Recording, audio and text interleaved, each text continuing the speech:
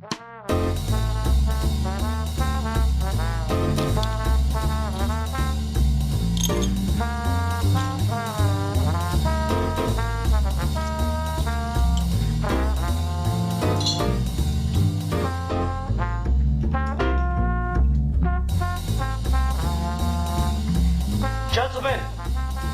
the time has come once again to discuss things.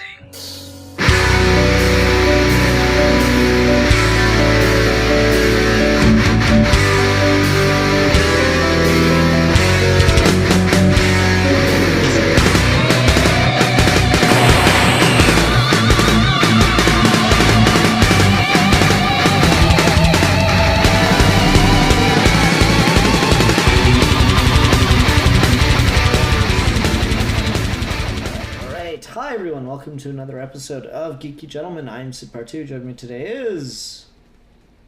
A geek for fun. I'm that Matt kid. Oh my god, we have a full house. When is this? So rarely. How many years has it been? It's been eons and eons, years and years, old friend. 84 years.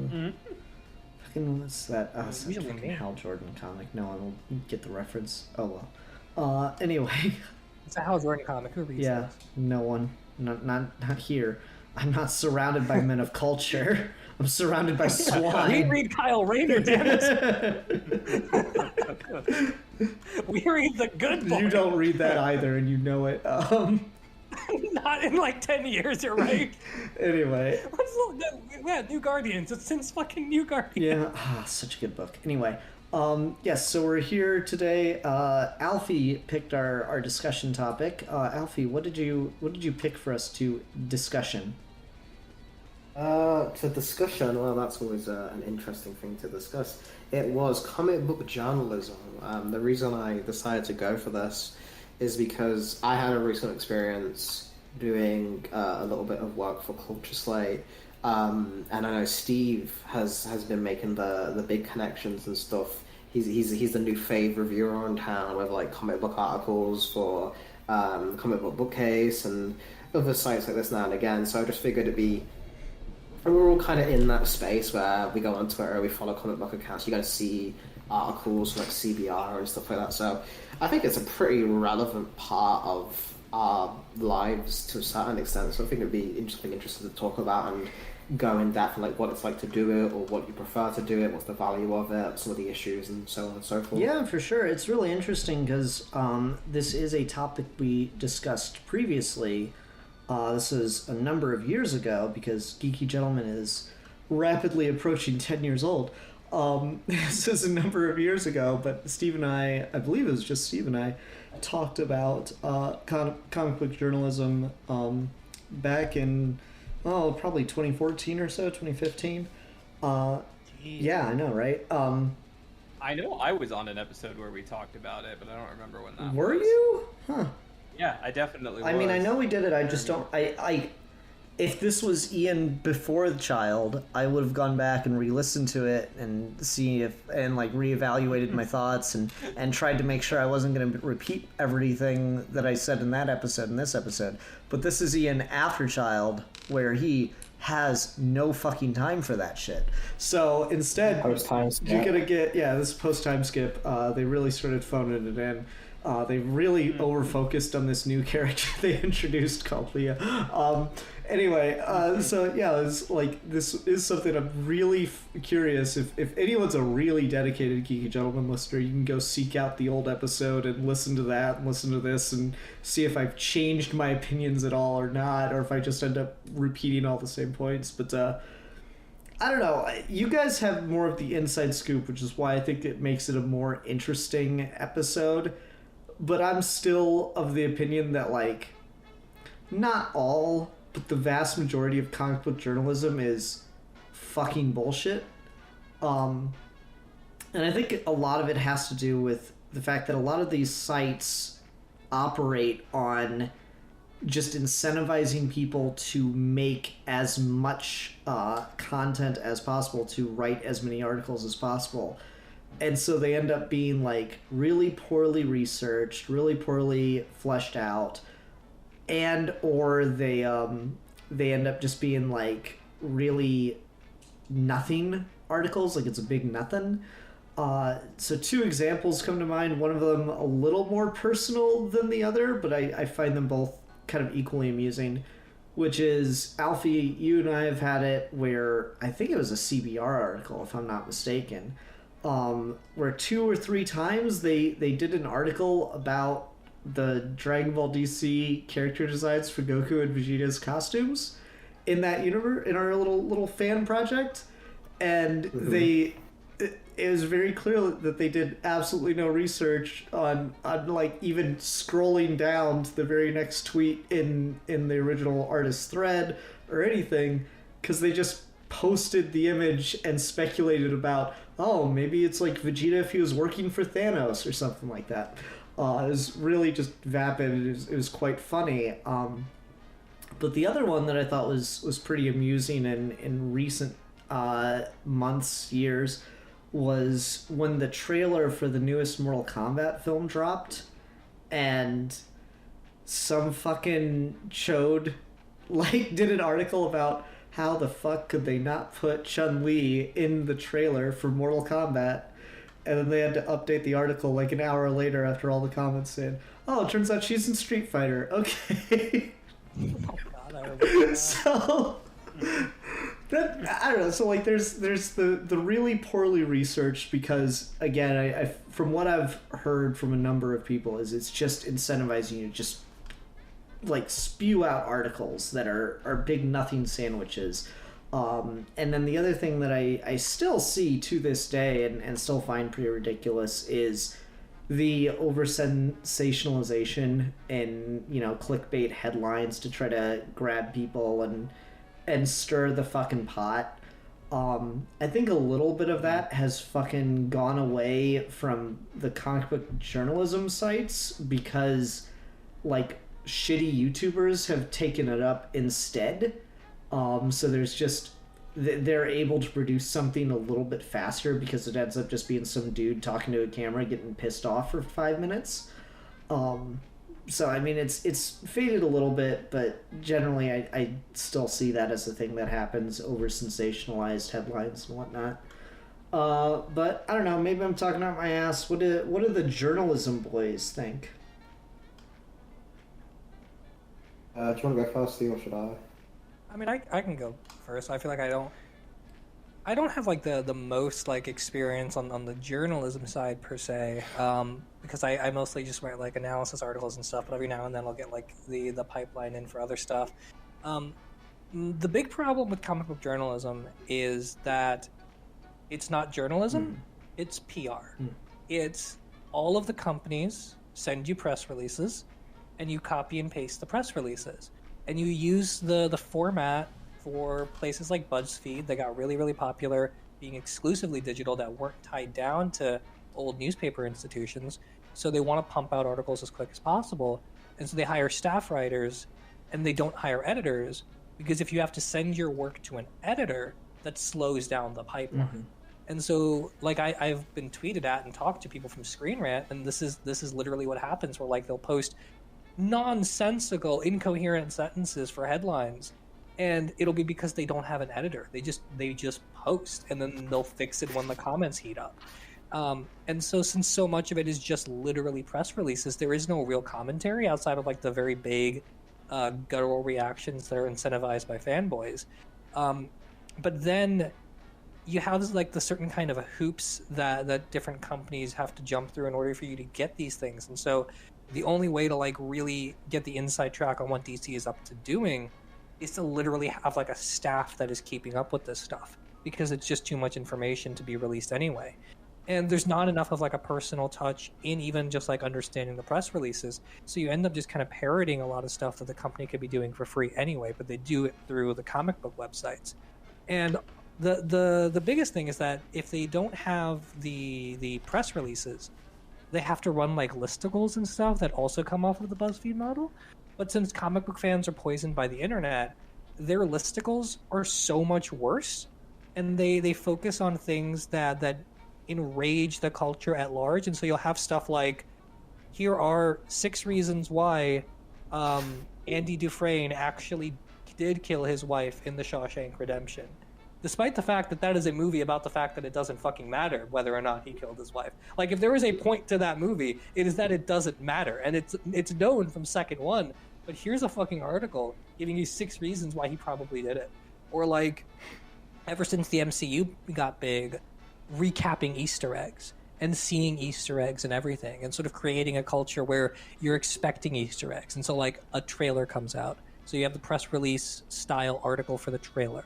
Then you have the article about all the stuff that are Easter eggs. And then you'll have an article that gives an opinion about the movie based on the trailer and treats it as if the dude's already seen the movie, even though he hasn't. And then you'll have like a counter article that goes up to say the opposite thing that'll get equal traction. You're almost like fucking New York Timesing it at that point, where you're just saying, well, it's just my reporter's opinion. There are no oversights on this bullshit. And no one's actually like reporting anything. Like, very rarely do you see people who are like, yeah, I did some digging and I did some research and I came up with like these interesting theories, and I've talked to these creators, and like here's the inside track. If you want like real comic book journalism, you have to go to like actual journalistic websites like fucking Vox or AV Club or something like that, where they will actually do research and report things from a journalistic perspective. But the comic book journalism scene is nothing but comic book PR. And so all you're getting is spin and spin and spin and spin, to the point where the criticism itself is becoming spin. They took the reviewer who was doing the Loki reviews for IGN off of Loki because he stopped liking it. And they had to switch out to someone who was going to be unabashedly positive about it. That's like, it's that kind of bullshit fuck. that very, very much. How about you, Alfie? What's your take on the industry? So my thing was I got to do a little bit more of like I didn't do opinion articles like Steve and stuff. I didn't get to do stuff I really wanted to do. I want to preface this as well just by saying I like the people at Culture Slate. They're a much smaller thing than the other things they want to do.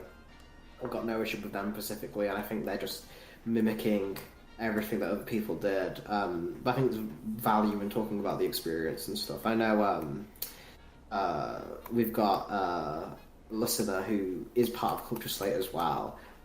He's a Geeky Gentleman fan, so I'm just like, again, I don't want to step on any toes or say, oh, this company's so shit. They're all really lovely people, and they were really nice to me.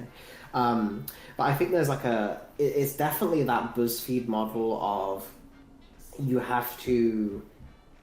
you're not saying anything, and it's almost like a fight to say something with your journalism, have like a point to the article beyond just, not even just, because in the age of the internet, you can get news so fast from literally just the people you follow, just talking about what's happening and things, or retweeting or whatever, that the purpose of an article, especially for like a relatively niche thing like comic books or comic book related movies, there has to be some kind of value to it to justify why you'd read it and not just watch the trailer, which tells you everything.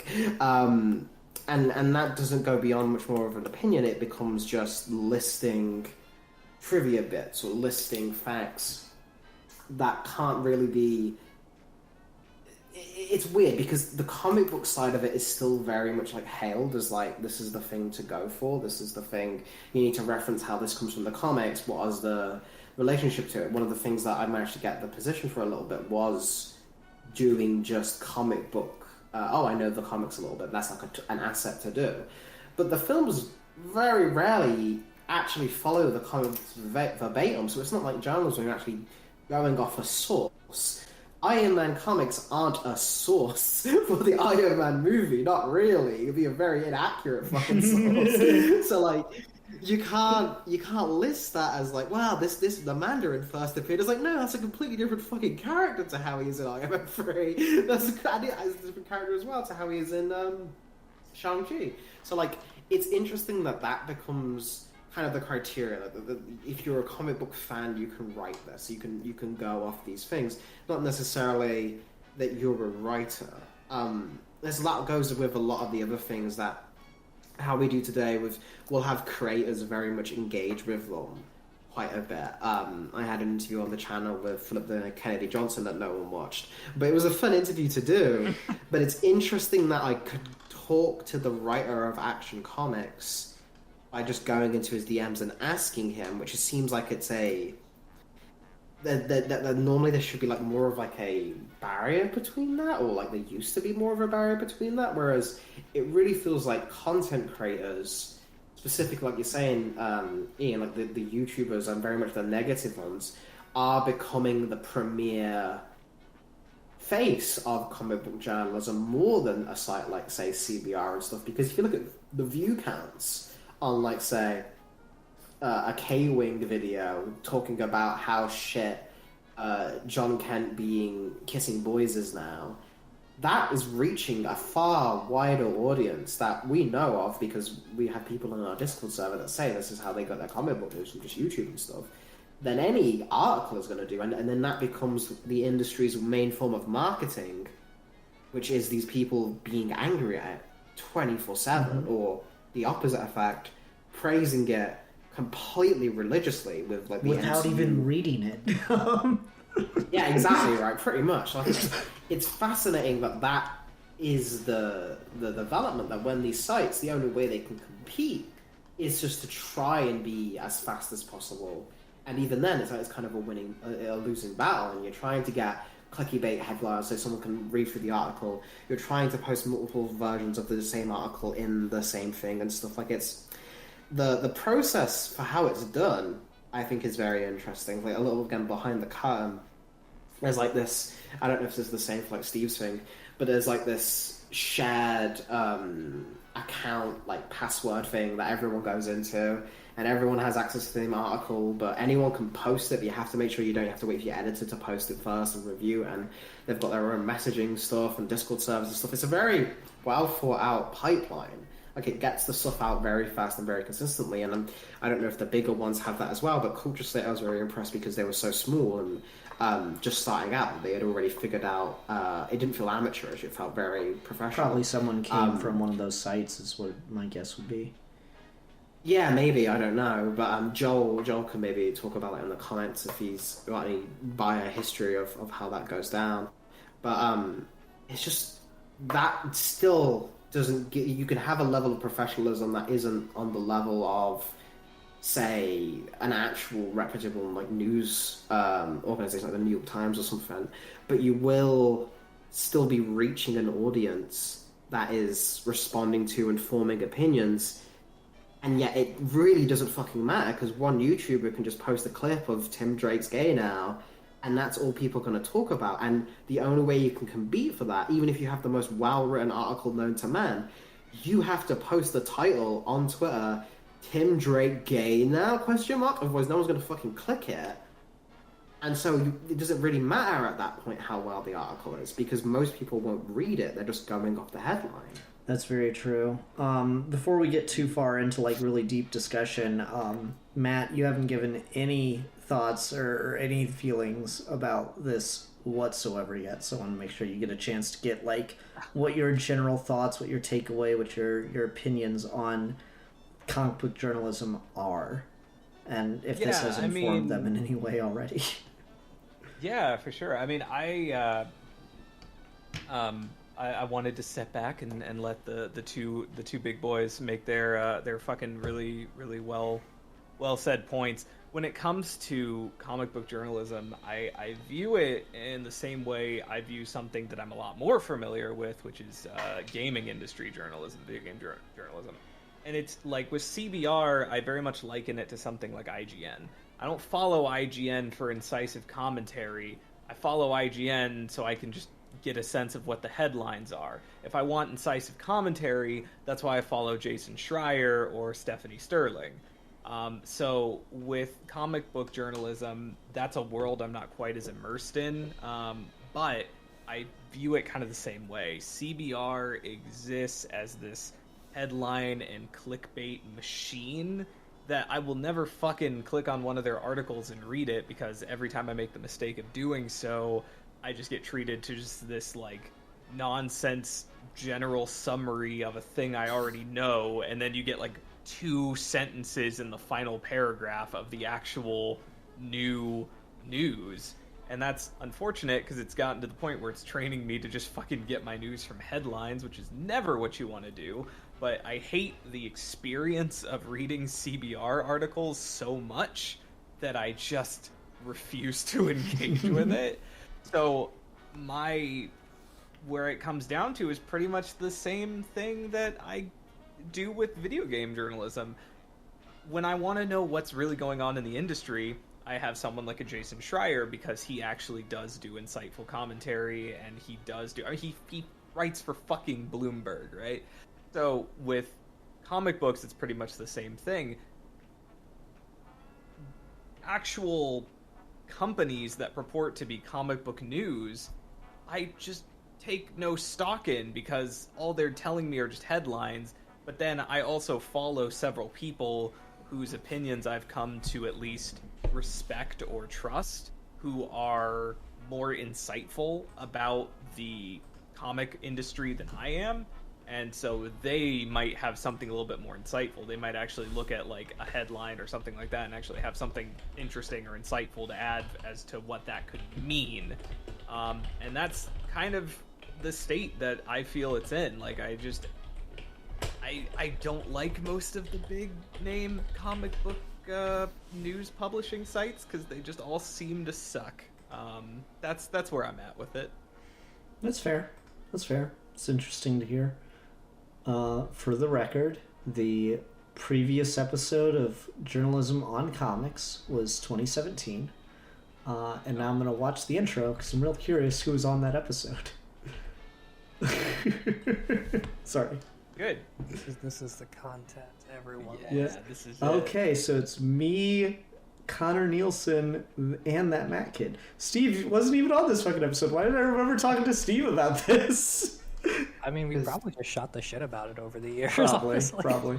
That's funny though. Steve is just omnipresent. It's so funny. I remember Steve being on an episode he's not on, and I don't remember Matt being on an episode before he was regularly on episodes.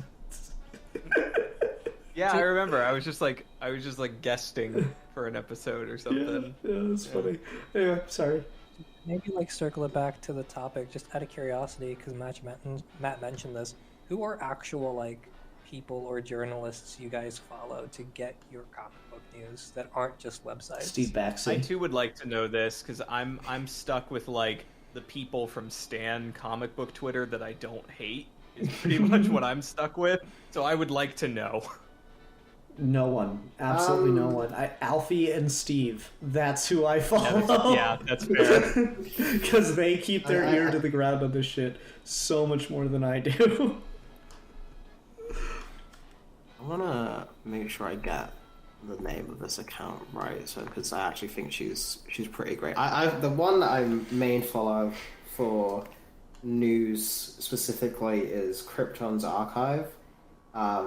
She's like a Supergirl stan account and stuff, but she's very like on the thing of like, oh, this thing's coming out or this thing's coming out, and it's very much also kind of sad because it's most of her tweets are like, this thing's coming out. Too bad it's not coming to Brazil where I live, so we're fucked. Like, and it's a lot of that, which is a shame, but she's very good about it and stuff. And she's not like a journalist or anything. She's just a friend. But that, Steve, and just whatever I stumble upon myself, I don't have any specific person I go to for news. I just, if I'm curious about the topic, I'll go research it myself, kind of thing. So I don't know if there's like a specific, because again, it's one of those things that just kind of happens on the timeline, kind of spontaneous. Like once one person finds out it's kind of like a game,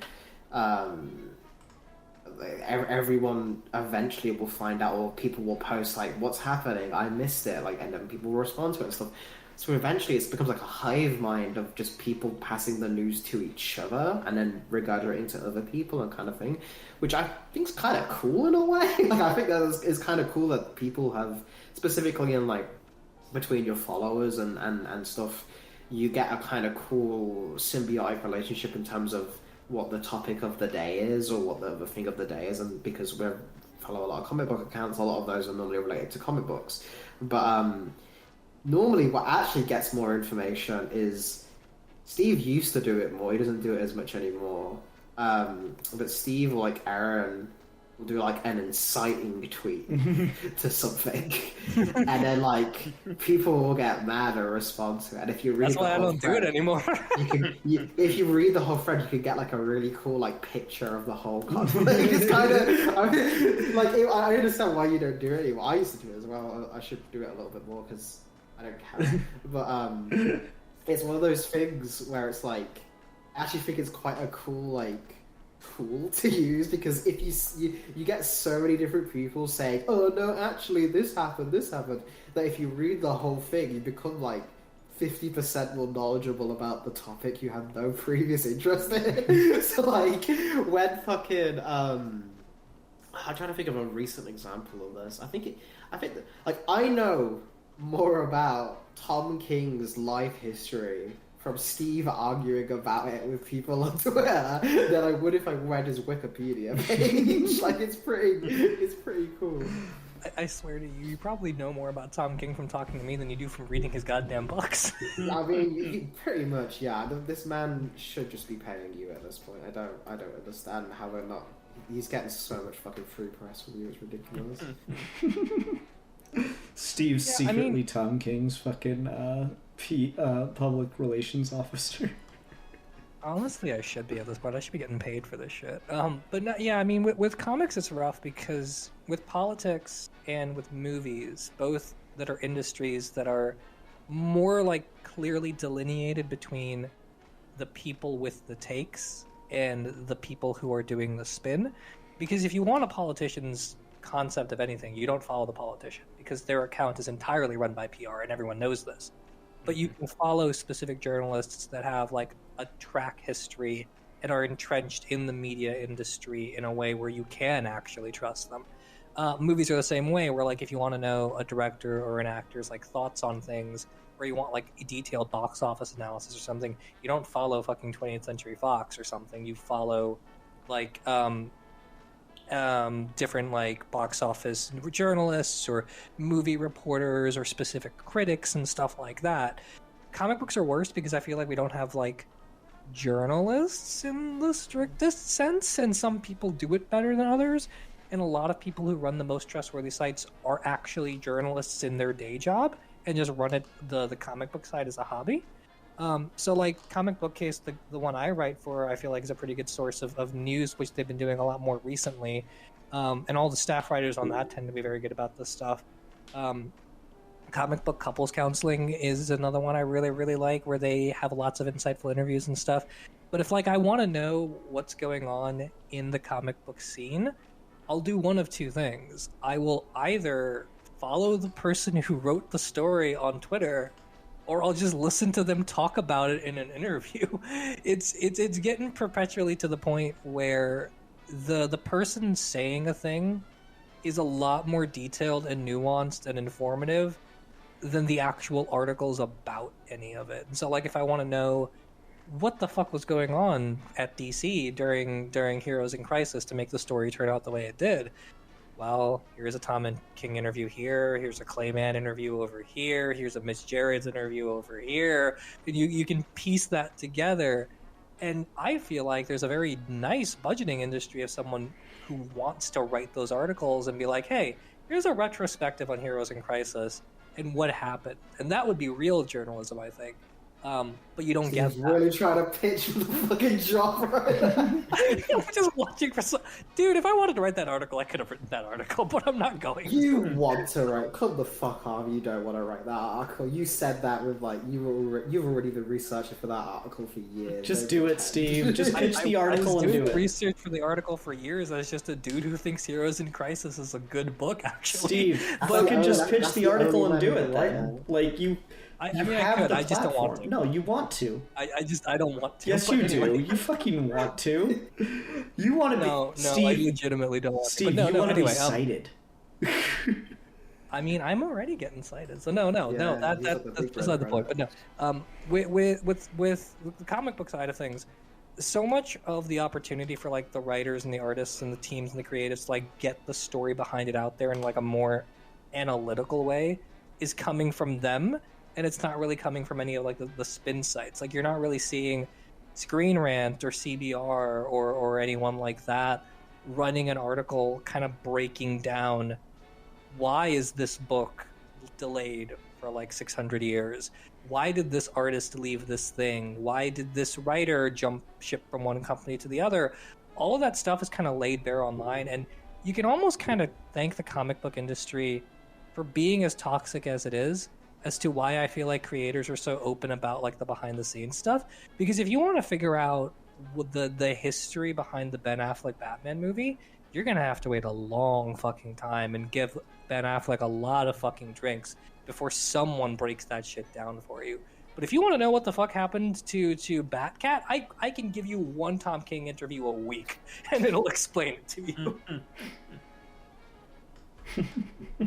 It's interesting. It's one of those things where I wonder, because you think the comic book industry is a thing that needs that wider push, that needs that reaching audiences outside of its own, and yet no random person is going to be clicking, like, again, like, no one only people who are reading these sites are people who already either read comics or don't read comics but like to talk about comics, which is the vast majority of them. But like they like the sound of talking about what happened in the comics. They don't actually like to read the comics. Yeah, no, that's stupid. Why would you do that?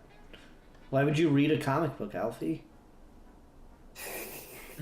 Well, I don't know. They're kind of overrated if you ask me. Yeah. But the thing about that is if you were thinking of like what you actually want people to do, surely you'd be like, okay, so DC has like a TikTok account that's like this they hire an influencer to be like social media who's like, hey, guess what? Just like, because they try that on YouTube. Like YouTube, the DC Comics account is like they're putting out like trailers for new runs, or here's this what's happening in Justice League, and Joshua Williamson will like do a little interview and stuff. But like, it's not like a co-host or anything doing it. It's the creator themselves has to go and promote it on the channel. And I'm sure they have fun or something like that. But it's definitely not part of the job description normally that you have to be the one to promote your own work. Like, actors obviously do like film press tours and stuff, but they don't have to edit the fucking trailers. Like, so it's kind of interesting that we've gotten to the point where there's an attempt being made by the DC stuff, but I don't think it's necessarily working because the view counts on these things aren't that high. I'm just sitting here fucking tripping on the idea of fucking like Robert Pattinson editing the trailer to the Batman. He'd do it. Like, that man is insane enough where he actually would just do it. But I don't know. It's just one of those things where we have a lot of different opportunities to get these things out there to people and to get people talking about them, to get people discussing them, because comic books are just an interesting field with a lot of like villains and like sagas and like Jeff Johns you can make a fucking like book about, like that man's entire life and fucking history and shit, and like his downfall and his rise to power and all that kind of thing. You could do stuff about that for a lot of different like the feud between. Like a few months ago, when that Vox article came out, which was the oral history of the New 52, and they just got everyone on record to kind of give you through beat by beat what the fuck happened. Yeah, that was crazy. But we don't. That's like a rarity. That's like a once in a decade. Like they'll do a big thing like that, but we don't.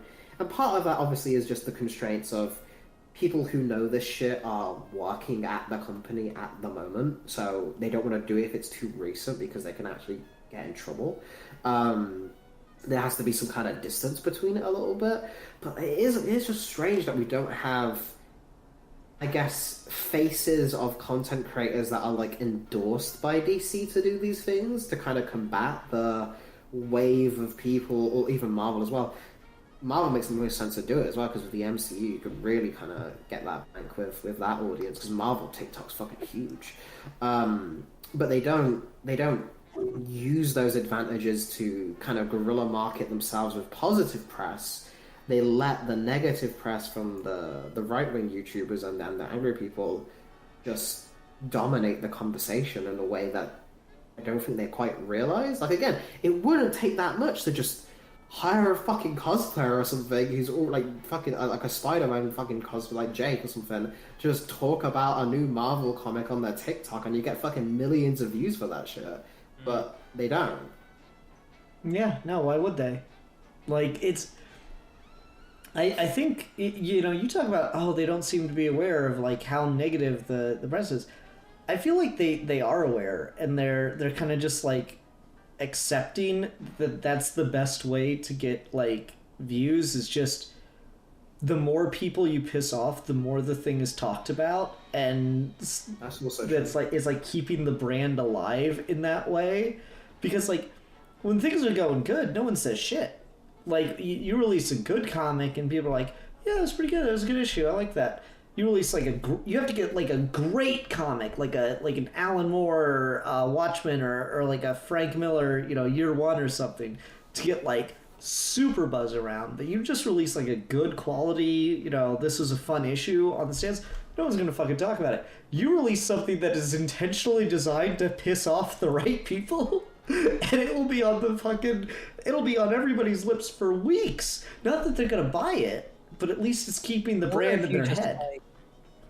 Or if you just like have like a niche thing that only people that care about the trivia are going to buy the issue over, and you can like play to both the speculator market, or like, oh, first appearance of this concept or word or object, and you have all the articles who are writing about it for no reason. Like, this wasn't even a Tom King Batman issue. This was just a short story in a collection of Batman stories where Batman got a gift of like silver kryptonite or something, and if he touches it, he will permanently get Superman's powers. And it was just like a 5-issue story about like, what would Batman feel like emotionally if he had the opportunity to get Superman's powers? And everyone just obsessed over the existence of this kryptonite. Platinum and completely kryptonite. missed the story. Yep. Platinum kryptonite. It was 5 pages, and it was just like this, you know, emotional toll. It's like, so platinum kryptonite exists. What will Batman do with it? Yeah, is this going to be a major reveal later on in the story? No, like, guys, come the fuck on. Just reading. It's not even like just on a journalism like perspective thing, right? It's a 5-page story. They didn't even like do the research of reading and attempting to comprehend within the context of its run a 5-page story. Could you imagine if you were working for like, who does this? Who does like literary journalism? Could you imagine if someone did that with like the new Stephen King book or something? Like, just fucking didn't even bother to read the synopsis of a Stephen King novel except for like 1 sentence. The sad shit is like, we joke, but like, yeah, even book reviews are kind of like getting to this point where like you'll see places post articles saying like so like obliviously obvious shit like was the Bauer's father, who was an alcoholic that beat his son, did he really need to be the bad guy in it? Was that deserved? Is this okay?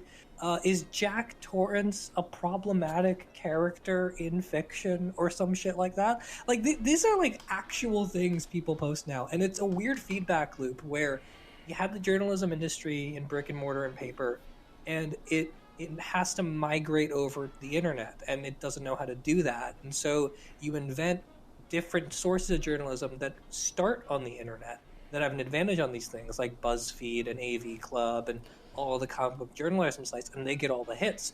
And so then their way of doing those hits and posting out those puff pieces that no one fucking cares about like whether or not fucking Jack Torrance is a problematic character, get taken up by the actual journalists. And it just creates this vicious cycle where like some rando tweeted about how Danny getting beat up by his dad in the Stephen King book was uncomfortable, and it gets ran as an article on Screen Rant, gets posted in a video on fucking Pitch Meeting, and suddenly the New York Times is running it. I'm a big fan of things that just miss the fucking point. Like, unironically missing the point, I think may be my favorite thing. It's just like, what was the fucking like revelation that came out about Man of Steel, where it's like, well, no, you can't have Superman destroy the ship. How's he gonna get back to Krypton? Like, it's just that same kind of like vibe, and it's just, there's something so special about that moment. I don't know what it is, but it's a beautiful thing.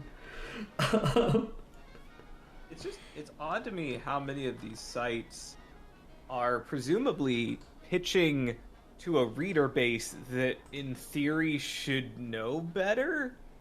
Like, why are you getting so many, like, again, this is how out of touch with fucking comics I am, but like when the whole like Captain America doing the whole Hail Hydra thing was like a thing, and you had all of these articles about it pitching it as this huge thing, but like anyone who was actually reading comics at the time or reading that story knew that they were obviously going somewhere with that.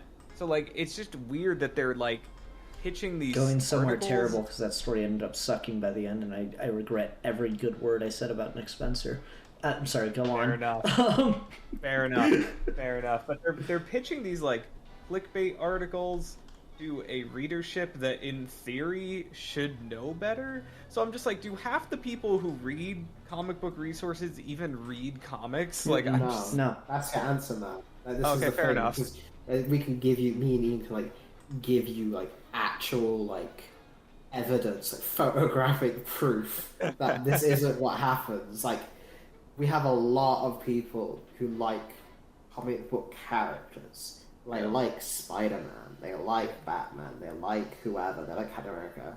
So if a comic thing comes out that's like, oh, this character dies this issue or whatever, every fucker has an opinion on it. Mm-hmm.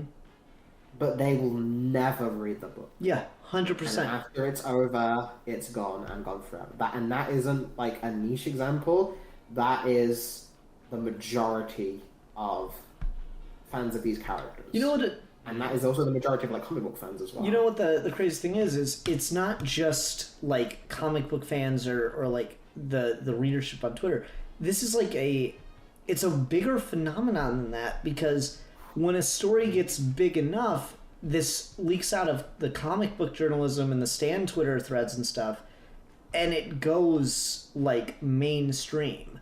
The most recent example I can think of was definitely Superman's identity going public. Like, anytime a comic book story is something I hear on the news, I like, my ears perk up a little bit. So definitely the most recent example I could think of was Superman losing his secret identity and that going public. And that's like the fact that I heard it on news made me go, okay, maybe this will actually stick around now, because that's not something that happens a lot.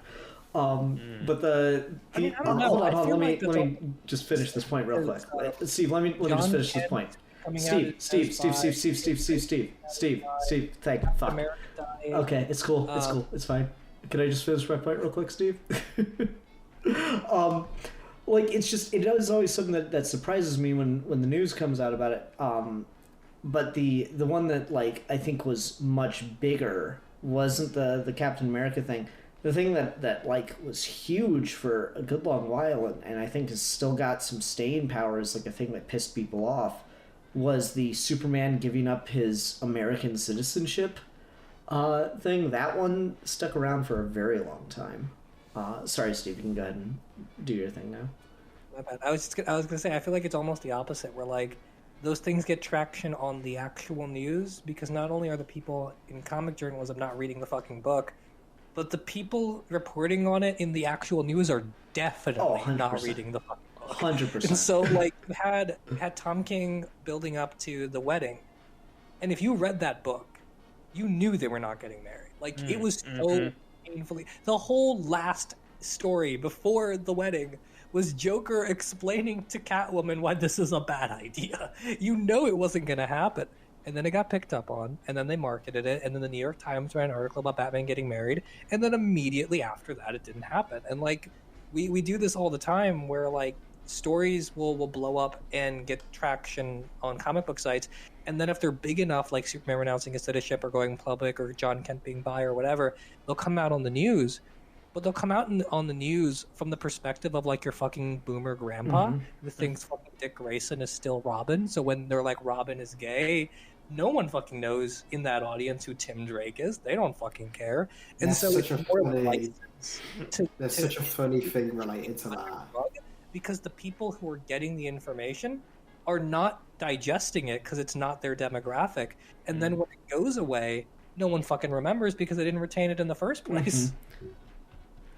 I was more such a talking funny- about the Superman identity going public thing, because that's like not like that's on a different tier where it's not like the controversial like social change thing. It's more like funny enough, the only other example I can think of is also Superman one.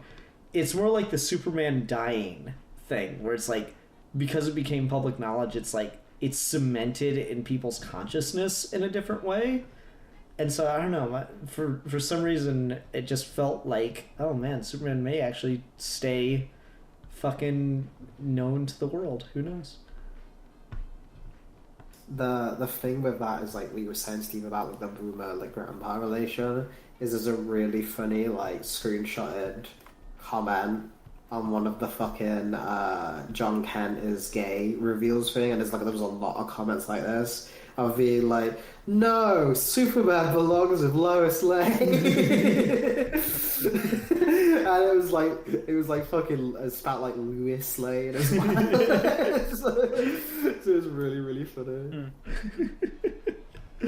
I love it, man. It's so weird though that there's just so much like of an audience that does not ever want to read the characters. And do you think it's because the comics have such a reputation, in some cases deserved, in other cases not, of being so impenetrable? Like, you'll never be able to read everything, so why even start, kind of thing? A little bit, but like the thing I can do is people. The example I'll use that people do that same thing with, it kind of disproves it, is One Piece, and like the anime fandom. It's a meme in the anime fandom of like, One Piece is fucking impenetrable. It's like over 1,000 episodes at this point. You're gonna have to watch this thing, and like a lot of people are like, oh, I'm not watching One Piece because it's just too long, right? Which is like the closest we'll get to a comic book thing. And no individual run of a superhero character has ever been as long as One Piece. So like, there's you can read any fucking Batman run ever like 5 times over and still be less chapters than One Piece. But people don't really have that issue. That thing is still talked about. People still keep up with like the spoilers and when the chapter drops and stuff. I think it's just because it's more easily accessible for people. Like, an example that's kind of recent for us, right? Oh, whenever the new Dragon Ball Super chapter comes out, everyone wants to talk about it, and people can pirate it, but that's kind of been limited now because you can just watch it, read it on the Viz site for free for a limited amount of time, until then it goes like locked behind a paywall after like the next couple of chapters come out. But like, everyone can keep up with it. Everyone can like go and check it the day it comes out and then move on, kind of thing. Whereas with a Superman issue, unless you're pirating that, you have to go out and pay it. And if you don't go to like, most people are not going to go to like a comic book store. That's just I'm a big comic book fan, and like, I don't go to comic book stores because it's just where I live and stuff is just not practical, and it's just not one of those things. So that tradition, I think, is an extremely outdated concept for the vast majority of people. And then you get into like, okay, so how they're going to read it online? Okay, so before that, the most accessible online thing was like Comixology. Well, that's fucked now, specifically, but even before then, people didn't really know that much about comics. It's not like Comixology isn't as big as like, say, a Crunchyroll or the Shonen Jump app or something. And then you get to the ideas of like, oh, why you go to the DC Universe Infinite app? 6 months behind. Yeah, if you're living Yeah, if you're in America, you can only have it there. If you're in the England like me, you're fucked. You can't read it without a VPN or anything like that. So I think it is just an accessibility issue. That comes down to it is easier and much more convenient to just read an article, watch a YouTube video, or just see a tweet than to actually go down, find the comic, pay for it, and read it. Like, just on a statistical level, people are always going to go for the easier option.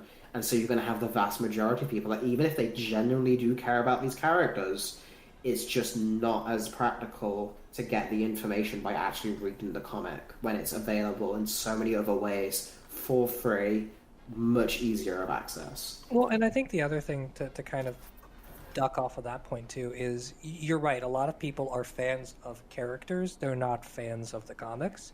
And it kind of shows because they start talking about characters in a kind of a puritanical way that doesn't justify anything that has ever happened to them in a book ever.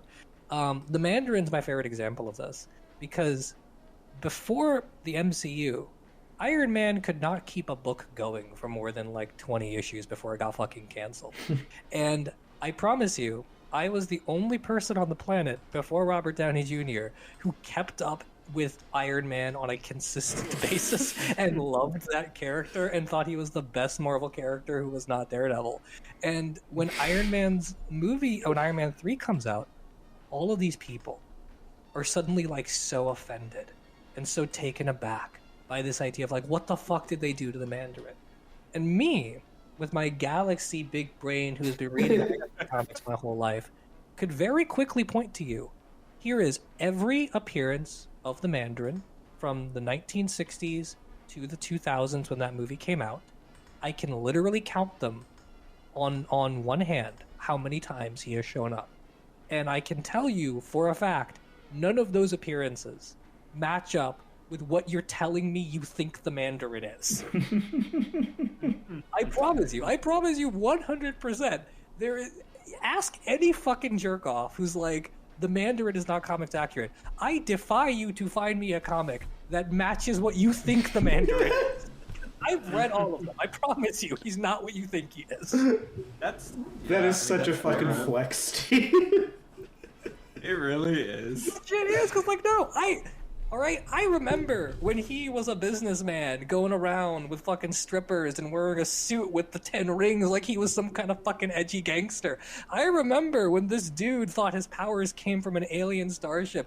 I remember when this dude got his hands cut off and was traversing the world to find his motherfucking hands. No, there has never been a comic book accurate Mandarin because there has never been a comic book Mandarin.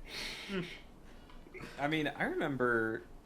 Man, this was a few years ago now where I used to work. There was someone in the office who was like known as the big Batman fan in the office. And me being a Batman fan, I was like, oh, neat. I'll go talk to this person. And like they had their cubicle all like decked out in Batman gear and stuff like that. And you would talk to them for like 5 minutes and it would become abundantly clear that their knowledge, understanding, love of, and fandom with Batman is pretty much limited to the films and some of the animated series, which is fine. There's nothing wrong with that. But they would have these, like, very definitive, intense stances on Batman, and they would keep up with, like, some degree of Batman news, but they've never read a comic book or showed interest in reading the comics, which again is fine. You don't have to. But I think that kind of person is weirdly enough the target audience for a lot of these websites. It's also the target audience for a lot of comic books, if you're being completely honest, because Tom Taylor would not have a career if people didn't read comics and only read Twitter. Damn. Ouch. Fucking. Well, it's weird because like I feel like I've met more people who have read like the Injustice comics. No, dude, that is absolutely the case. It's so weird. Then who just like keep up with current, because like Injustice is like this little pocket thing. It's just this little story that has a very base.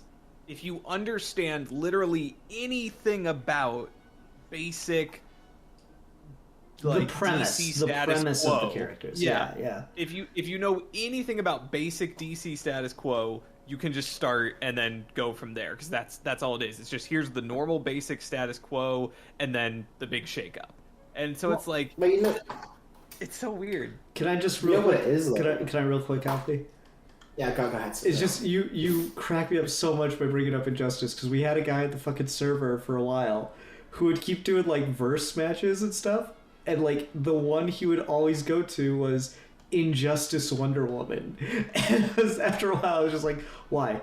Why is it always Why why specifically? is it always Injustice Wonder Woman? And the reply cracks me up to this day. I have my reasons. You have your reasons because that's the only Wonder Woman you've ever read. That's what your reasons are. Just say that. Just say it. And again, it's one of those things where I think it becomes clear for why, and I guess maybe this can go to the point of why we were saying like why people don't make the thing to read it and why the summary sites are so helpful. Is Injustice is it's probably one of the closest examples you get to a superhero comic being like a manga, where it's all by one writer, it's all the same story. Except that it changes writer after year 3. But yeah. Well, it's a lot the most popular segments. Yeah, sure. Yeah, when it was at its peak. It peaked at volume 2. I don't know, but that's when it was like huge, because that's when it was just in relation to the game, and like then the second game came out and the comic wasn't. People didn't talk about. People always talk about like that first year and the second year the most. Oh yeah. But we go from that, and it's that serialized narrative with a cast of characters that people recognize and have that thing from it, but they don't have to read spin-offs or anything. They can just read Injustice and then play the game. And the game was so huge that it became a form of market. Like Batman Arkham City as well, whenever it adapts something, people got really big into Hush. Sure, and people like comic book fans are like, oh, I like the Hush comic because it's everyone's like first normie Batman comic. I still would argue that the real reason people are so hard on Hush is because of his tease at the end of Arkham City. The majority of people asking for Hush, I don't think have actually read Hush. They've just got that tease at the end of the Arkham game where he was in it. And I think a lot of people experience media like that, and a lot of people have comic books like that, where they learn these characters and they learn this world and they want to find out more, but the comic book doesn't become how they enjoy it. The comic book just kind of becomes like the sacred, elusive tome, like the Bible. Like, oh, this is where it originally came from. Oh, I hope they do that one day. Because I don't want to read it, I want to see them do it. And again, it sounds like very like, oh, comic books are so good. It's like, no, you can have a lot of the animated series and the movies and some fucking shit on the comics. Like, Because easily, like, it's adaptation's always easier, right? Like, it's always easier to adapt something because you can find out, you can like take a step back from it and see what worked and what you can improve on and what you can set up better. And that's not always the case. Like, I think there are things that are great in the animated adaptation of All-Star Superman, but the book is still the superior thing. But fuck if anyone's going to go read the book now that there's a movie of it, right? And the movie's like, oh yeah, I remember that movie, it was okay. And to kind of circle it back too to the journalism side of it, because essentially I would never say that the people writing these articles are people who are not reading the comics, because I think more often than not they are. And to maybe give this media side of it a bit more credit, when you look at the sheer number of advanced copies and review copies and stuff that gets sent to an inbox of everything you have to review, it is entirely overwhelming. When Batman Killing Time was set to come out, the first 2 issues were already sitting in the inbox. I'm like, this is kind of insane. Issue 2 won't even be out until April. I'm talking about this in February. And so like there's so many things that pile up. And so you kind of have to do your best to, if you're not going to have the time to read all of it, you're expected to say something about it, you're kind of left to just skim and kind of get the basic plot beats. And so when you're on one of these bigger sites, you're just churning out that kind of basic information because that's the stuff that you can get traction on. And so there's a lot of old school film journalism and video game journalism and even political journalism where a degree of reading comprehension is expected because the things you are reading are an attempt to kind of understand what you just saw.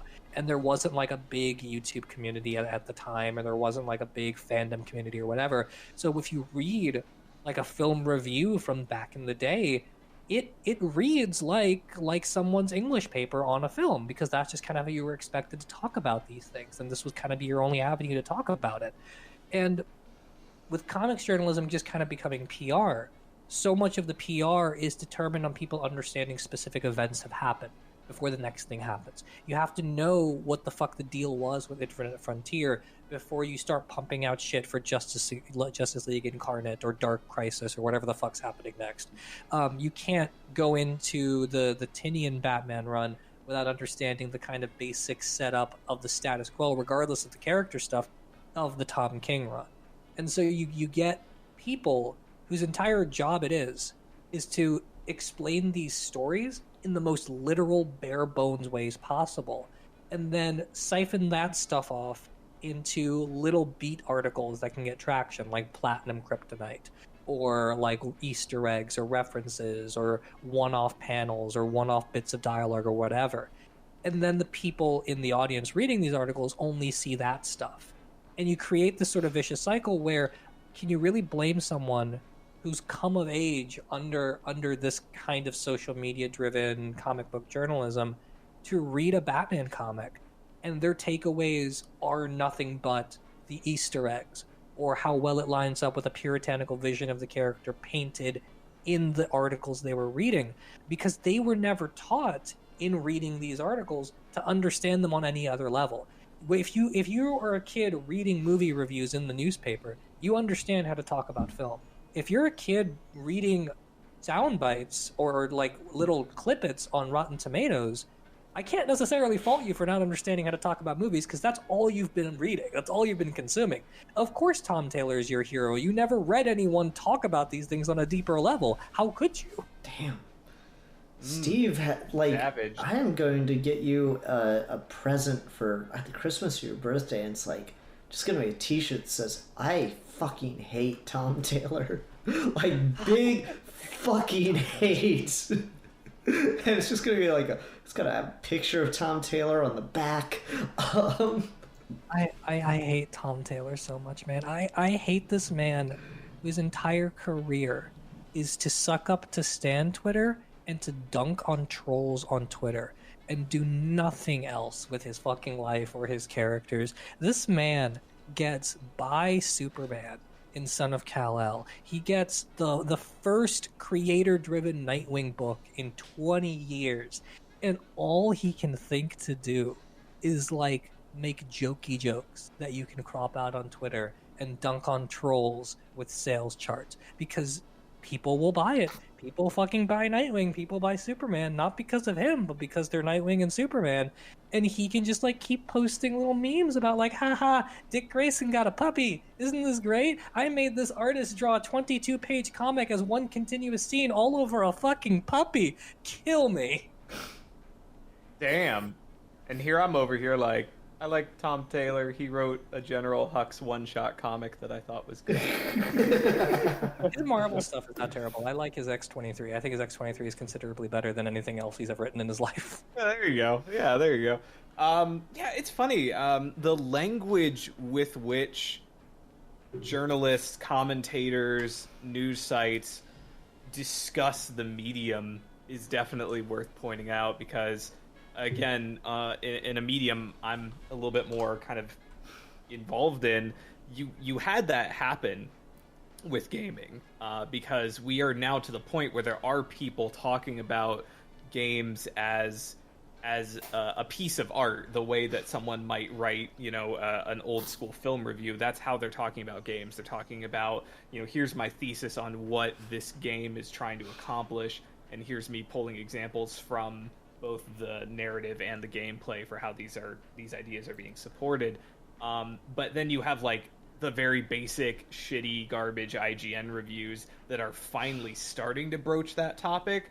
but they're really not, because they're given these games like not even that long in advance. They have to play them, and they have to basically just recount, okay, the mechanics are you do this, the story is you do this, I guess it was okay, 8 out of 10.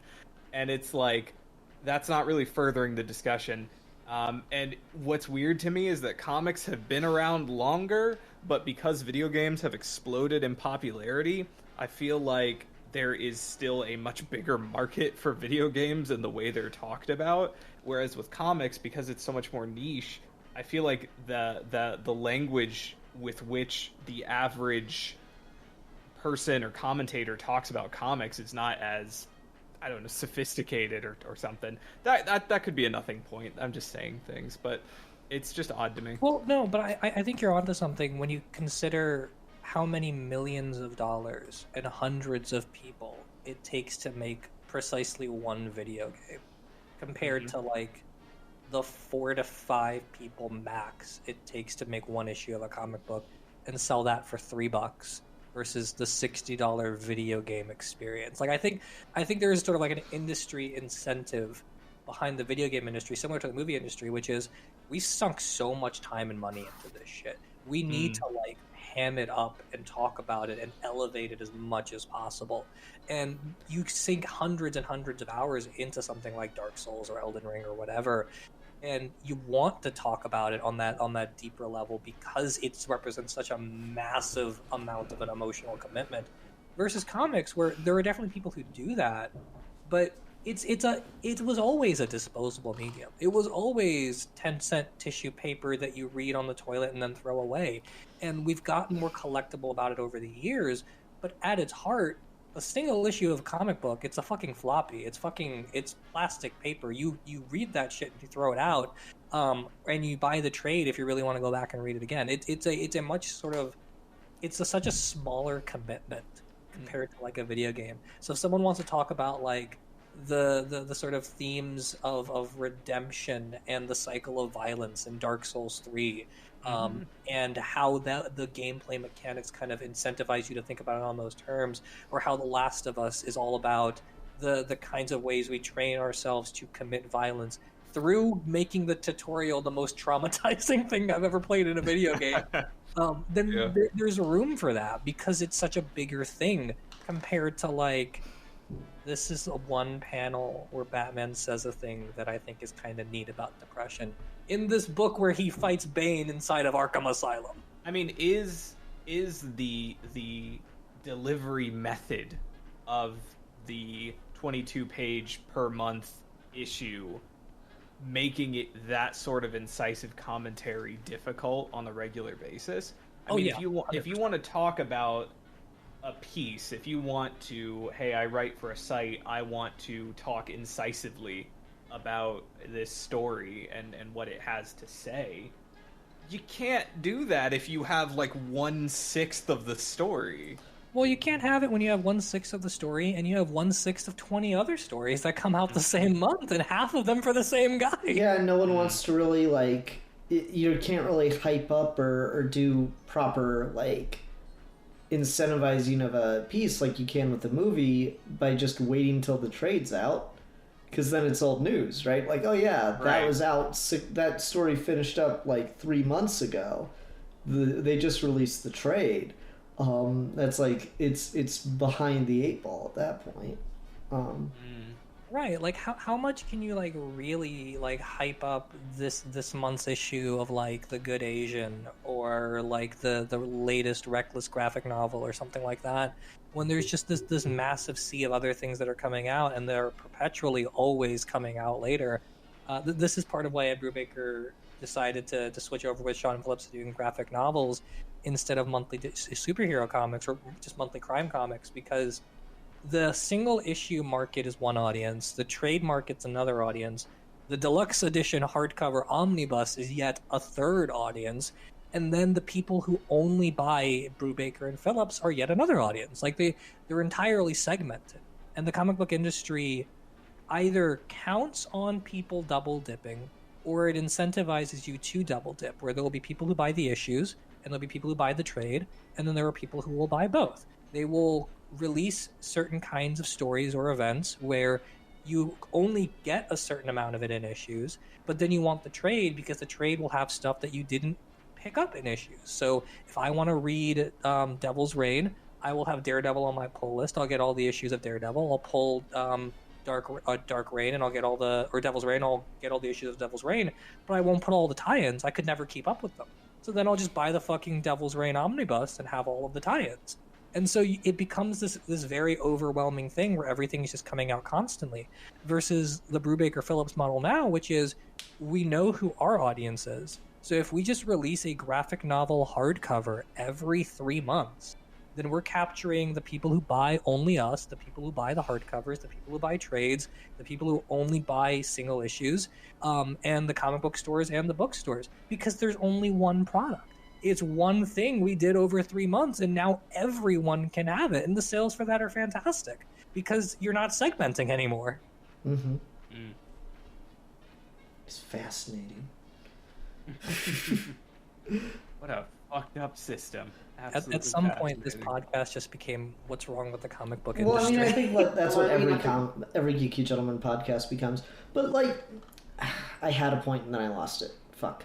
Go ahead, Alfie.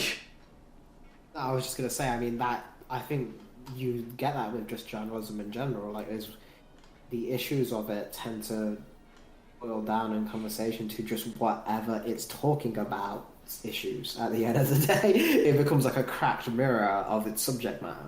So the issues with video games journalism become the issues with video games. The issues with political journalism very much become the issues with just the political systems in general. Like there is always kind of a funhouse overlap with that when you get like so deep into the topic to all you can talk about is what the people you're talking about are talking about, you know? So I feel like that's inevitable. At the same time, with comics, I think it's an interesting thing because it is an extremely old medium that is being continuously revamped and revitalized and trying to sell itself to the new generation that has never had the going up in 1938 and buying a Superman issue. Like that's like, it's still that model fundamentally in a way that even like the cinema, the streaming services and stuff have tried to change how we see movies culturally. We haven't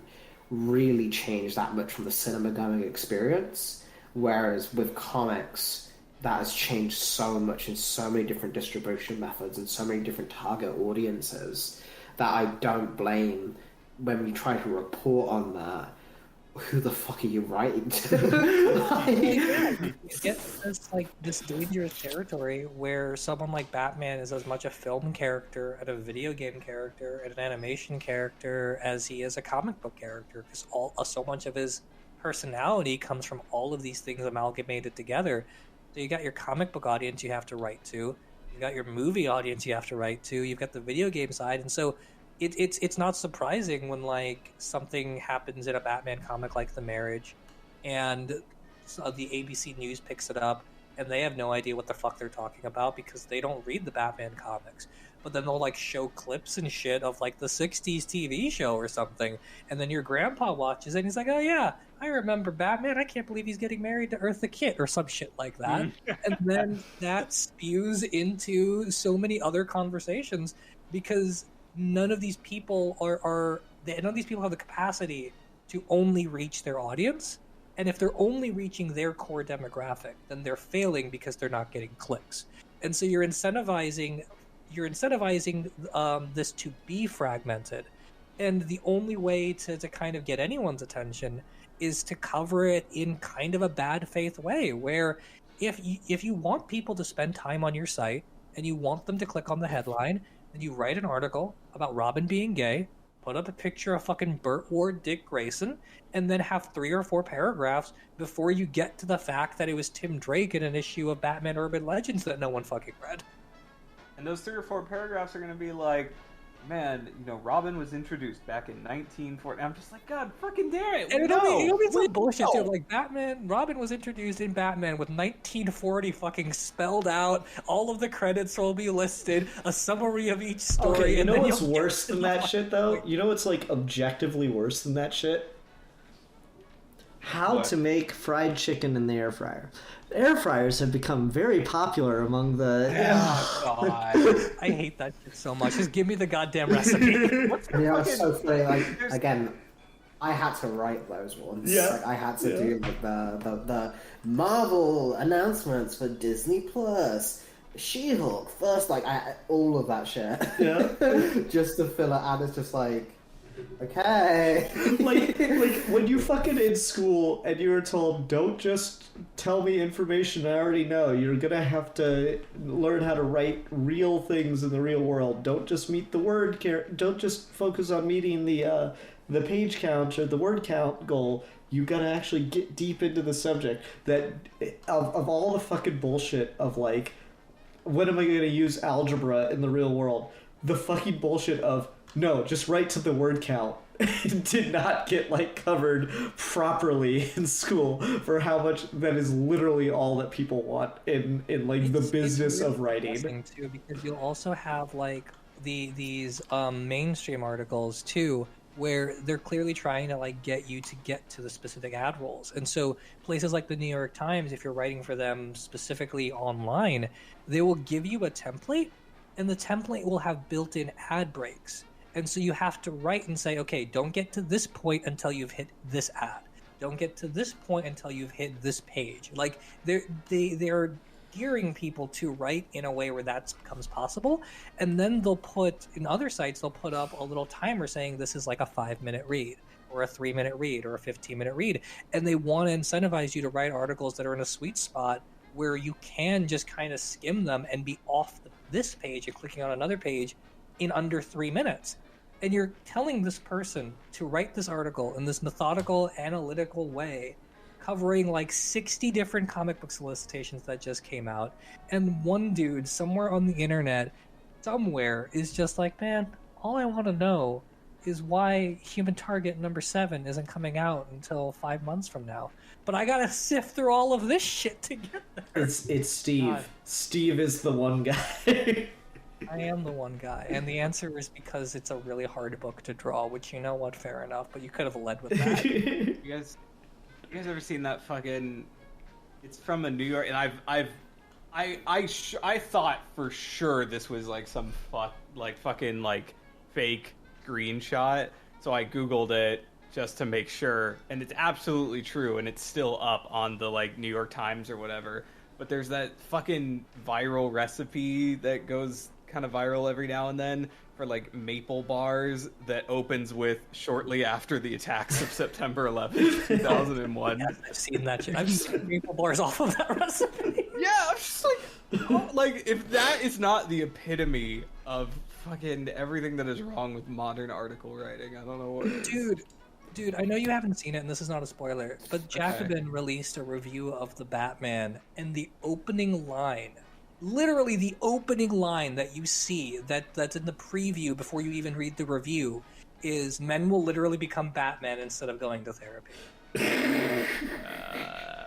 Like where have we fallen as a society where you can't even like get the memes out of your fucking taglines?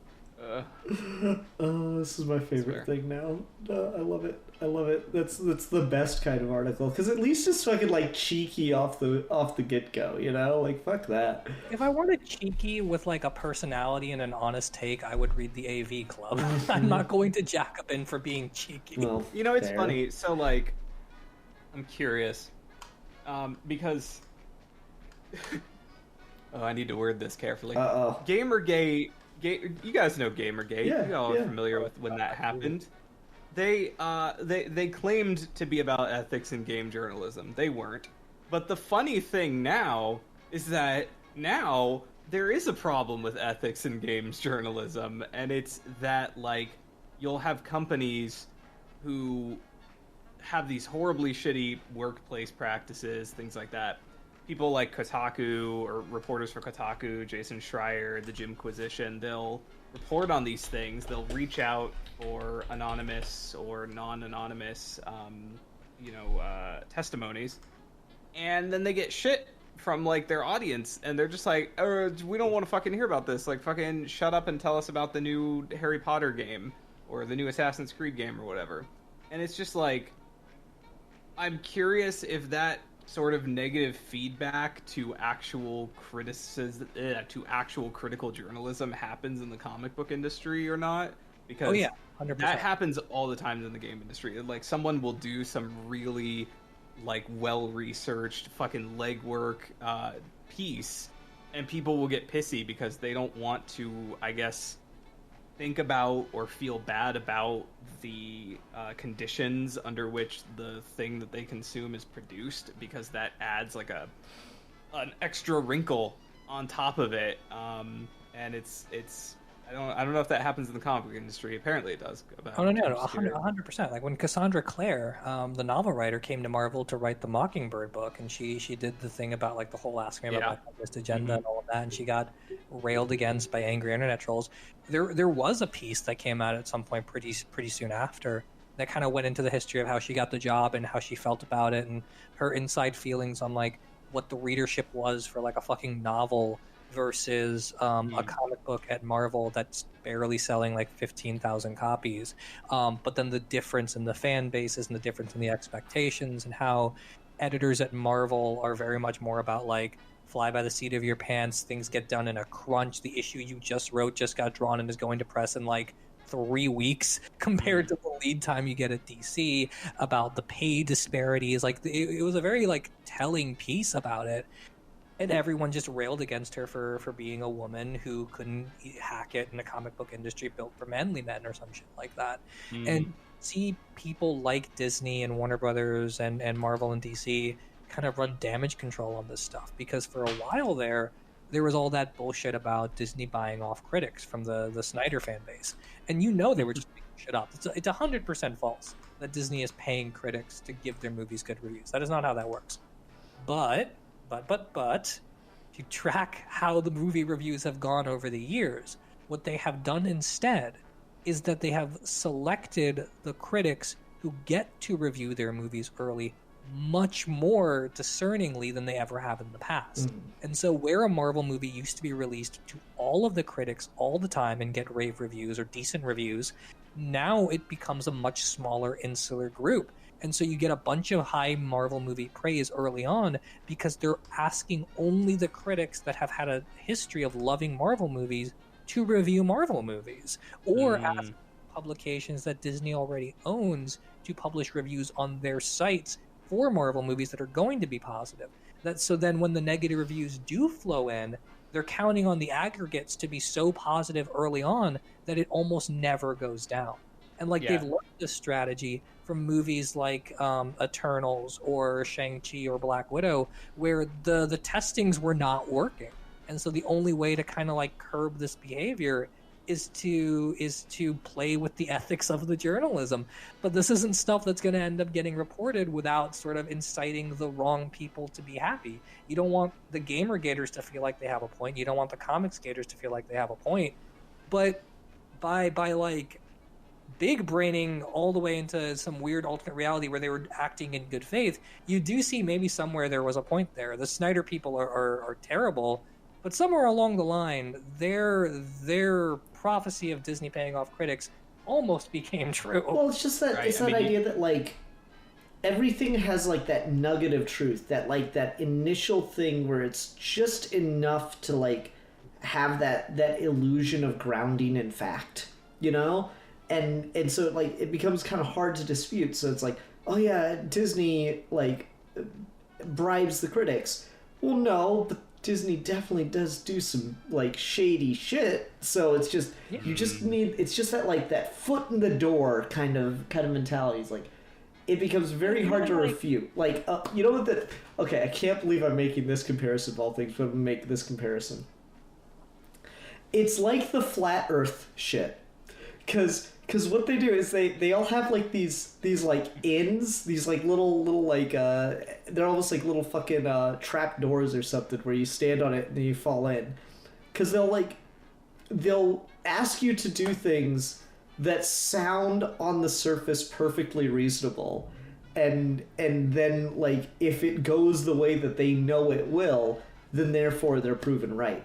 And so like the flat Earth comparison that comes to mind for me is, well, if you put a level on a plane on like your tray table on a commercial flight, what you should see if the Earth is round is the bubble and the level constantly moving one direction because the plane has to keep adjusting to go around the curvature of the Earth. And so, like, this fucking guy, you'll see these people talk about it. It's like, oh, well, I did the level test, and yeah, it was level the whole time, so yeah, the Earth is flat.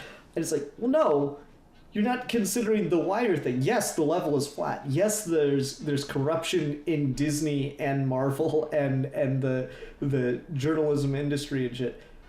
But that's not a part of the wider thing. The reason the level is flat is because of good engineering. The reason the fucking journalism industry is corrupted by Disney is because Disney is a very old, very corrupt company. It's a very old, very corrupt company that has its hands in a lot of pies. Like, some people, I think, honest to God, think Disney only makes Marvel and Star Wars, and they forget that they basically own like half the planet and the media landscape. Mm-hmm. Like, Disney has its fingers in a lot of pies.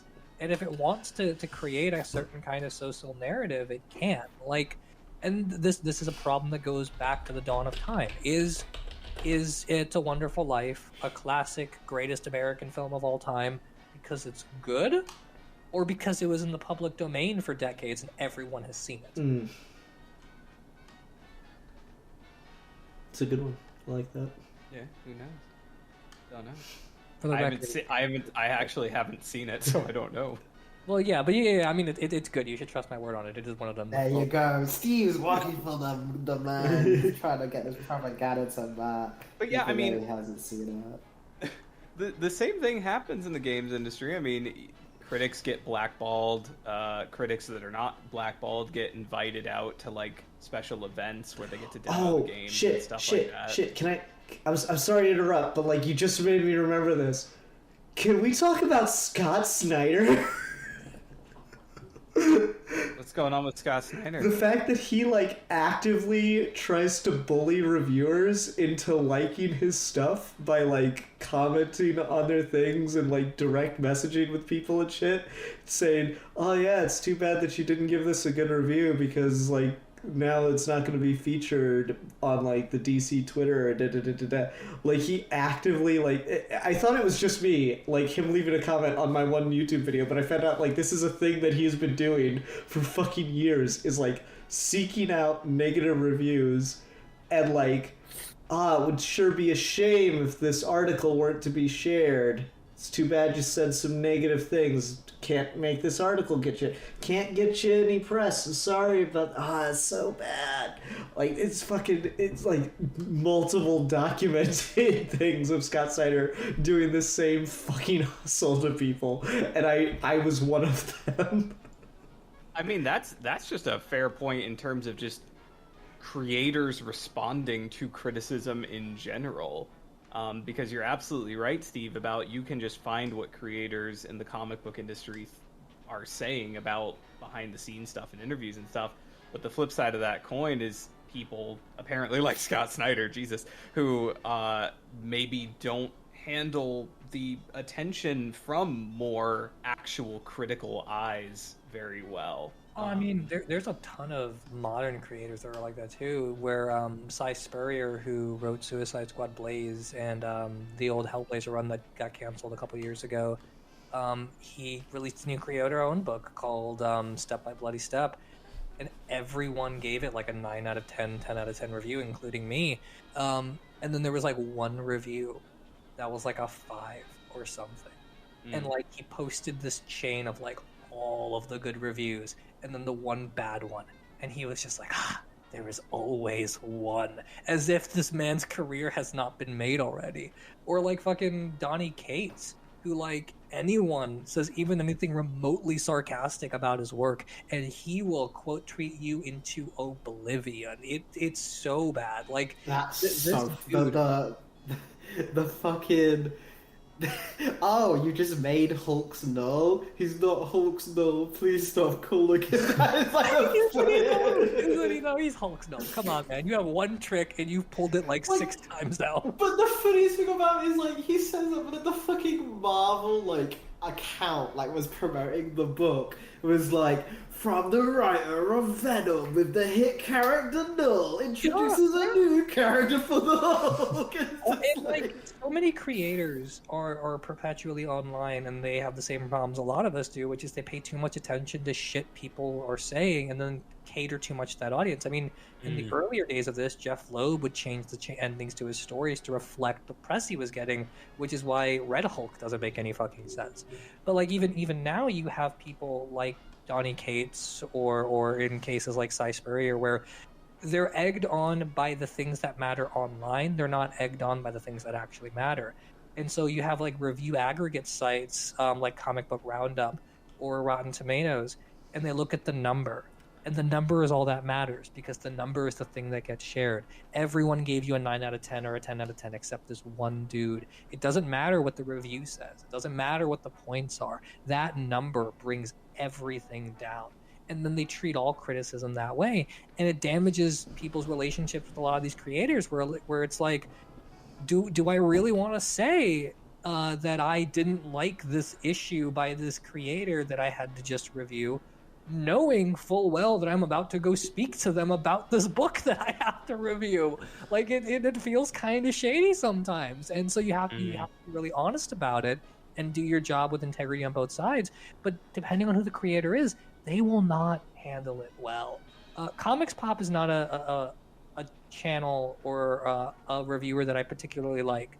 But one thing I will give Sal from Comics Pop more than anyone is that he will tell people to their face if he does not like their shit.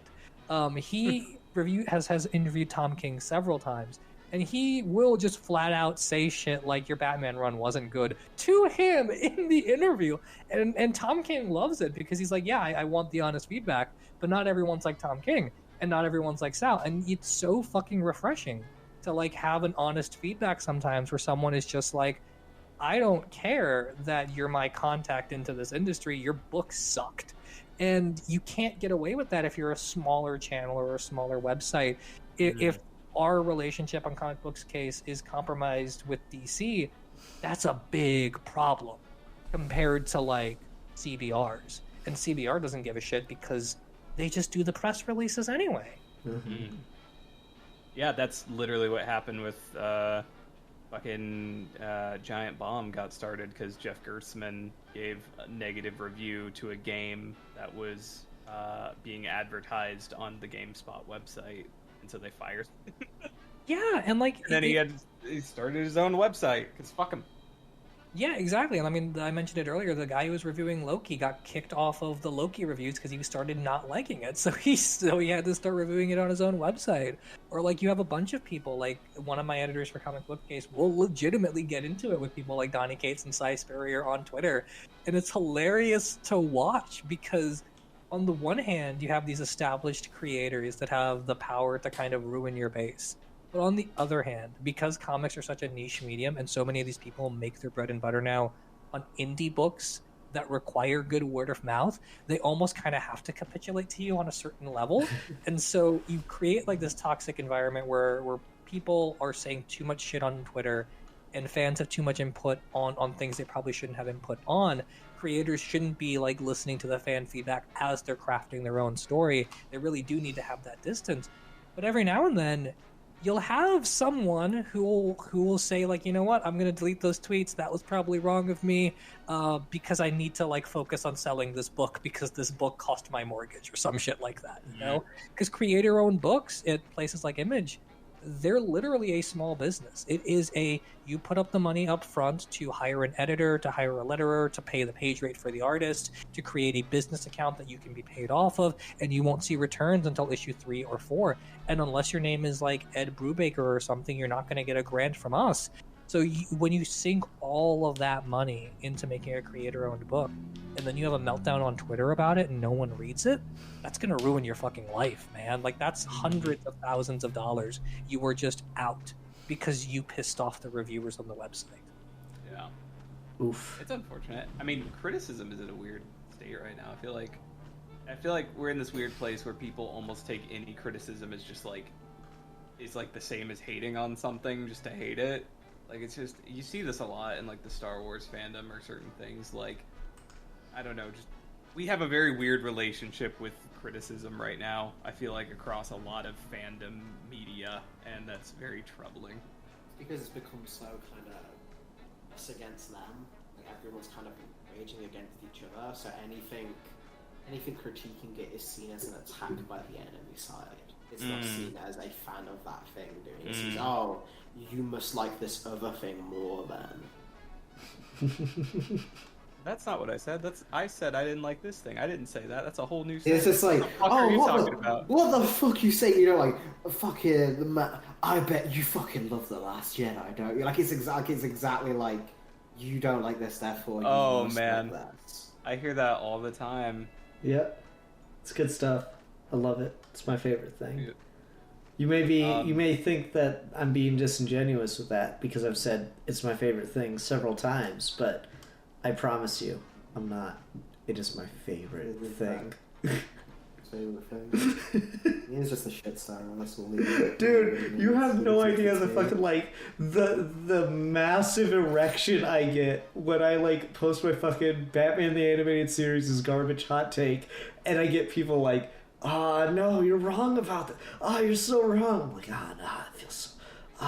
Yeah, just fucking stroke it to those goddamn comments.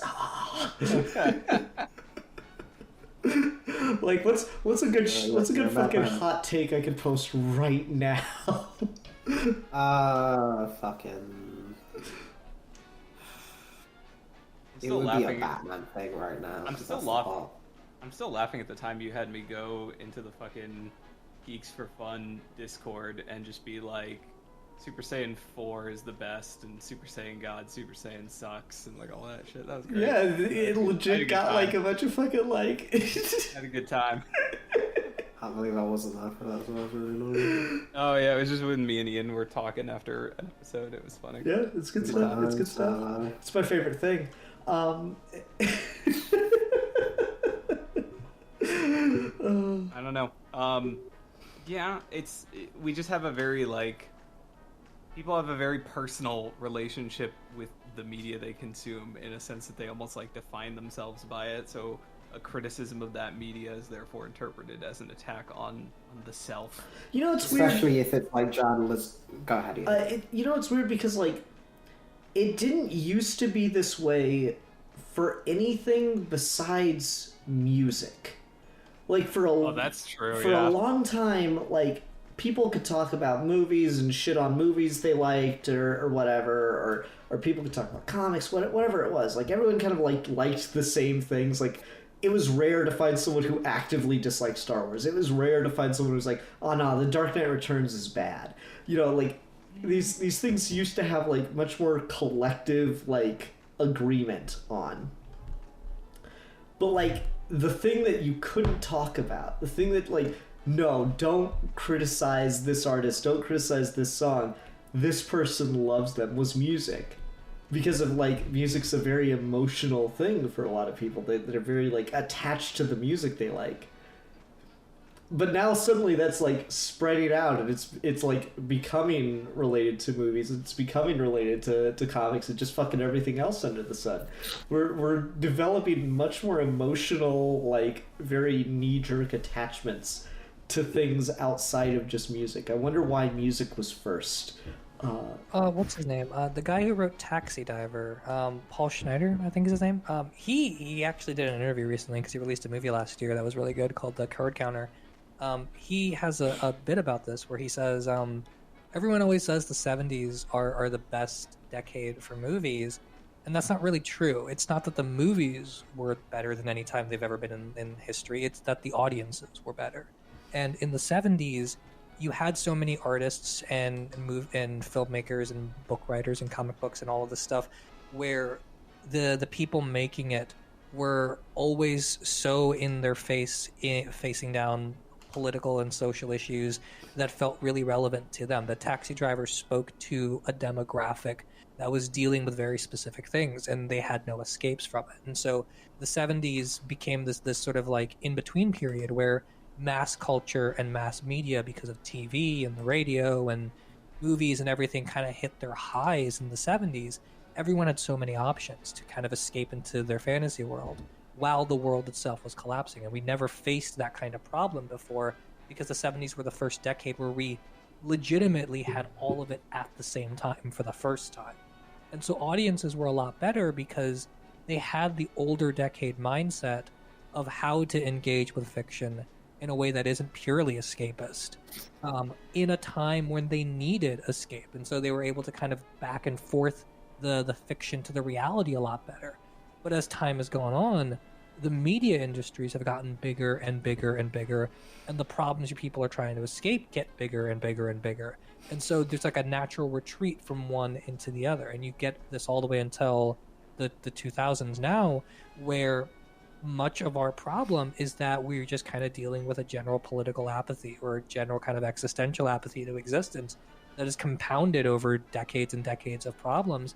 And fiction has become such an all-consuming empire where the amount of shit you can watch on YouTube goes, the billions and billions of minutes of that shit that you can watch on YouTube will outnumber every person's lifespan on Earth for the entirety of this planet. And you're getting people consuming more and more Netflix shows and movies and video games and everything to such an insane degree that we've never had before, that there is no way to like realistically dial out from the fiction and check back into the world, especially when the fiction is now designed to keep you permanently checked out of the world. And so the criticism has a really hard time of trying to bridge that gap, where it used to kind of be about, what is this movie saying to us right now? Why were people so mad about Psycho when that movie came out? Is because of the values of the time. There was an interplay there that had to happen. And you don't get that anymore, because no one cares about the general world side of it anymore, because there's too much fucking fiction to deal with. I can't even begin to explain to you what the goods and bads and the political discourse of Squid Game is, because as soon as Squid Game's over, there's another fucking Netflix show I gotta binge. That's why you binge it all in one night, Steve, so you can be part of the conversation. Exactly. The and like zeitgeist. That was very much about like unwinding at the end of your workday with a beer to feeling like an obligation. And they've done lots of studies about the idea of post-binge malaise and how people legitimately develop anxiety if they don't see something based on a release timeline, or if they're the only ones of their friend group that don't do this. They fucking marketed Uncharted on the premise of the fear of missing out, because all your friends have seen the movie, and people are developing like legitimate psychological disorders now, where their need to consume and keep up with fiction is ruining their actual lives, and they will admit it. And like, that's an insane situation I don't think we've ever been in. Yeah, I mean, fucking Carly and I have put most of our free time into playing Elden Ring, and I promise that when I'm done binging this game, I'm gonna be in a post like, well, what do I do now? And it is a very odd thing to experience, because you're absolutely right. And I think that relationship with media has definitely sort of affected the way we talk about it and report on it, and yada yada yada. Very vaguely gesture back towards the topic. Yeah, we've gotten pretty far out from just comic book journalism in and of itself now, so I wonder, do we want to wrap up? Is there any like final thoughts we want to get out? Any like topics we haven't covered yet that would be worth getting into before we close out? Well, I think we've done a pretty thorough job of it. I don't have anything. Yeah. All right. Whose turn? It probably should be Matt's turn. Matt hasn't been on in fucking like 16 years, so let's put all the pressure on Matt. We need something to review, Matt. Oh shit. I want to pick the Batman again, because I can talk about that for another time. No, we're not picking the Batman again. All right. I've got two in mind. I will let y'all decide, and I am so sorry to fucking Ian, because they're both anime, but they're both short, so I don't hate anime. I'm not like the anime fan you thought I was. You're not, and that's okay. I'm sorry that you had a false impression of me. No, it's fucking. It's okay. I've been on kind of an anime binge lately, so I want to talk about either